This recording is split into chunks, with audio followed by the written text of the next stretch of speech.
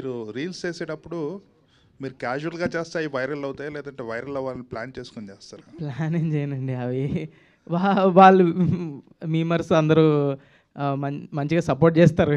ఏం చేసినా కూడా ఆటోమేటిక్గా వాళ్ళే బాగానే తీసుకొని రకరకాలుగా చేస్తూ ఉంటారు. సో అవి ఫన్నీగా ఉంటాయి. సో దానివల్ల అది అట్లా అవుతుంది. రైట్. ఇది ఇంటర్మీడియట్ తర్వాత చేసింది, కానీ మీ ఏజ్ ఎవరికి తెలియదు. యాక్చువల్గా చిన్నపిల్లోడ్లానే ఉంటారు, రైట్? అవునండి. సో ఇది మీ ఫస్ట్ ఫిల్మా యాజ్ ఏ హీరోగా ఫిల్మ్ ఫస్ట్ అండి. ఓకే. సో ఎలా ఉంది ఫస్ట్ ఫిల్మ్ ఎక్స్పీరియన్స్?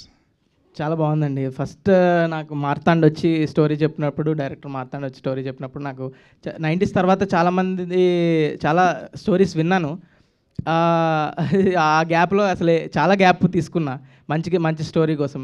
అప్పుడే చాలామంది అంటారు, వస్తలేవా, చేస్తలేవా, చేయొచ్చు కదా, ఏదోటి చాలా అంటారు. కానీ మంచి స్టోరీ ఎప్పుడూ ఒకటే బిలీవ్ చేస్తాం, మన ఆడియన్స్కి కాంటెంట్ అయినా, ఇన్స్టాగ్రామ్లో చేసే చిన్న రీల్ అయినా, యూట్యూబ్లో చేసే చిన్న వీడియో అయినా, మనం పోస్ట్ చేసే చిన్న మీమ్ అయినా కూడా ఆడియన్స్కి వాళ్ళ టైం వర్త్ ఉండాలని ఐ ఫీల్.